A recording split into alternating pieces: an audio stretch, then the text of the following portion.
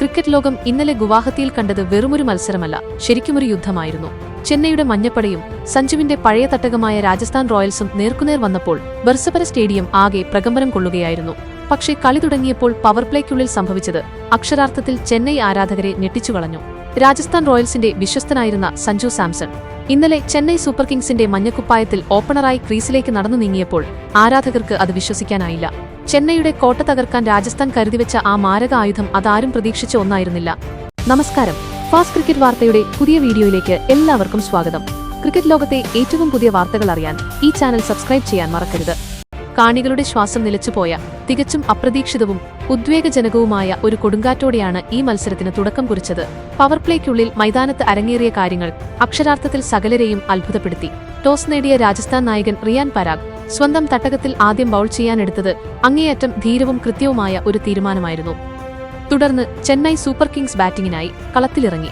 ചെന്നൈക്കായി നായകൻ ഋതുരാജ് ഗെയ്ക്വാദും നമ്മുടെ സ്വന്തം സഞ്ജു സാംസണും അടങ്ങുന്ന പരിചയസമ്പന്നരായ ഓപ്പണിംഗ് ജോഡിയാണ് ക്രീസിലെത്തിയത്.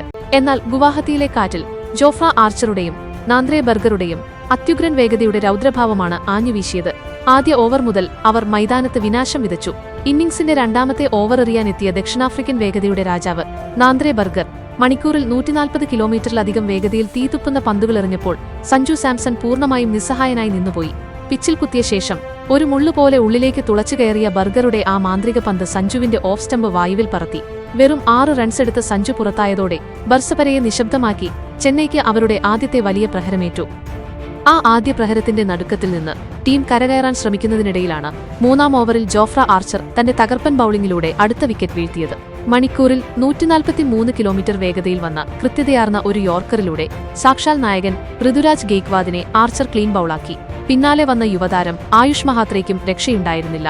ബർഗറുടെ ഒരു മാരക ബൗൺസറിൽ ബാറ്റ് വെച്ച മഹാത്രയെ കീപ്പർ ധ്രുവ് ജുറയിൽ സുരക്ഷിതമായി കൈപ്പിടിയിലൊതുക്കി. വെറും 20 റൺസിനിടെ 3 പ്രധാന വിക്കറ്റുകൾ നഷ്ടപ്പെട്ട ചെന്നൈ ചരിത്രത്തിലെ തന്നെ ഏറ്റവും വലിയ പ്രതിസന്ധിയിലേക്കാണ് കൂപ്പുകുത്തിയത്.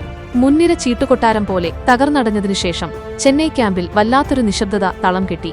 സന്ദീപ് ശർമ്മയും രവീന്ദ്ര ജഡേജയും അടങ്ങുന്ന പരിചയസമ്പന്നരായ ബൌളർമാർ ചെന്നൈയെ ശ്വാസം വിടാൻ പോലും അനുവദിച്ചില്ല. മധ്യ ഓവറുകളിൽ സ്പിന്നർമാർ റൺസ് വിട്ടുകൊടുക്കാതെ കടുത്ത സമ്മർദ്ദം സൃഷ്ടിച്ചുകൊണ്ടിരുന്നു. വിക്കറ്റുകൾ ഓരോന്നായി വീണുകൊണ്ടിരുന്ന ആ ഘട്ടത്തിൽ അവസാന ഓവറുകളിൽ ജാമി ഓവർട്ടൺ നടത്തിയ ഒറ്റയാൾ പോരാട്ടം മാത്രമാണ് ചെന്നൈക്ക് അല്പമെങ്കിലും ആശ്വാസമായത്. വെറും 36 പന്തുകളിൽ നിന്ന് 43 റൺസ് അടിച്ചുകൂട്ടിയ അദ്ദേഹത്തിന്റെ ഇന്നിംഗ്സ് ടീമിനെ 121 റൺസ് എന്ന സ്കോറിലെങ്കിലും എത്തിച്ചു. ഒടുവിൽ 19.4 ഓവറിൽ ചെന്നൈ സൂപ്പർ കിങ്സ് എല്ലാവരും പുറത്തായി. എന്നാൽ യഥാർത്ഥ വെടിക്കെട്ട് തുടങ്ങാനിരിക്കുന്നതേ ഉണ്ടായിരുന്നുള്ളൂ. 128 റൺസ് എന്ന ചെറിയ വിജയലക്ഷ്യം പിന്തുടരാൻ ഇറങ്ങിയ രാജസ്ഥാനു വേണ്ടി ക്രീസിലെത്തിയത് യശസ്വി ജയ്സ്വാളും കേവലം 15 വയസ്സ് മാത്രം പ്രായമുള്ള യുവവിസ്മയം വൈഭവ് സൂര്യവംശിയുമായിരുന്നു. ഗുവാഹത്തിയിലെ സ്റ്റേഡിയം സാക്ഷ്യം വഹിച്ചത് IPL ചരിത്രത്തിലെ തന്നെ ഏറ്റവും വിസ്മയകരമായ ബാറ്റിംഗ് പ്രകടനത്തിനായിരുന്നു. ലോകോത്തര ബൌളർമാരായ ഖലീൽ അഹമ്മദും മാറ്റ് ഹെൻറിയും എല്ലാം ആ കൊച്ചു പയ്യന്റെ ബാറ്റിന്റെ ചൂടറിഞ്ഞു. 5-ാം ഓവറിൽ നൂർ അഹമ്മദിനെതിരെ തുടർച്ചയായ 2 പടുകൂറ്റൻ സിക്സറുകൾ പറത്തിക്കൊണ്ട് വൈഭവ് സൂര്യവംശി കേവലം 15 പന്തുകൾ കൊണ്ട് തന്റെ അർദ്ധ സെഞ്ചുറി തികച്ചു. ഗ്യാലറി അക്ഷരാർത്ഥത്തിൽ പൊട്ടിത്തെറിക്കുകയായിരുന്നു. 17 പന്തിൽ 4 ഫോറും 5 കൂറ്റൻ സിക്സറുകളുമടക്കം 52 റൺസ് നേടിയ ആ യുവതാരം മടങ്ങുമ്പോൾ ബർസപര സ്റ്റേഡിയം മുഴുവൻ എഴുന്നേറ്റ് നിന്നാണ് ആ ഇന്നിംഗ്സിനെ കയ്യടികളോടെ യാത്രയാക്കിയത്. പിന്നീട് വന്ന ധ്രുവ് ജുറയിലും യശസ്വി ജയ്സ്വാളും നായകൻ റിയാൻ പരാഗും ചേർന്ന് യാതൊരു സമ്മർദ്ദവുമില്ലാതെ ലക്ഷ്യം കണ്ടു. വെറും 12.2 ഓവറിൽ രാജസ്ഥാൻ ഈ മത്സരം ഏകപക്ഷീയമായി സ്വന്തമാക്കി. യഥാർത്ഥ നാടകീയതകൾ അരങ്ങേറിയത് മത്സരം അവസാനിച്ചതിനു ശേഷമാണ്. സ്വന്തം മുൻ ടീമായ രാജസ്ഥാനോട് പരാജയം ഏറ്റുവാങ്ങിയ ചെന്നൈ താരം സഞ്ജു സാംസൺ മൈതാനത്ത് വെച്ച് വികാരധീനനായി പൊട്ടിക്കരഞ്ഞ നിമിഷം കാണികളുടെ നെഞ്ചിലാകെ ഒരു വിങ്ങലായി മാറി. എന്നാൽ ആ കണ്ണുനീർ തുടച്ചുകൊണ്ട് വൈഭവ് സൂര്യവംശിയെയും ഇതിഹാസതാരം MS ധോണിയെയും കുറിച്ച് സഞ്ജു നടത്തിയ വെളിപ്പെടുത്തലുകൾ കേട്ടാൽ നമ്മൾ ശരിക്കും അമ്പരന്നു പോകും. അങ്ങേയറ്റം വികാരഭരിതനായി സഞ്ജു പറഞ്ഞത് ഇത് തോൽവിയുടെ സങ്കടം കൊണ്ടുള്ള കണ്ണുനീരല്ല, മറിച്ച് അതിയായ സന്തോഷം കൊണ്ടുണ്ടായതാണ് എന്നാണ്. വൈഭവ് സൂര്യവംശിയുടെ ഇന്നിംഗ്സ് കണ്ട് താൻ ആവേശഭരിതനായെന്നും വരുംകാലത്ത് ലോക ക്രിക്കറ്റ് അടക്കി ഭരിക്കാൻ പോകുന്ന ഒരു വലിയ പ്രതിഭയെയാണ് നമ്മളിന്ന് കണ്ടതെന്നും സഞ്ജു പറഞ്ഞു. തുടർന്ന് തന്റെ വഴികാട്ടിയായ MS ധോണിയെക്കുറിച്ച് സഞ്ജു പറഞ്ഞ വാക്കുകൾ ആരുടെയും ഹൃദയം തൊടുന്നതാണ്.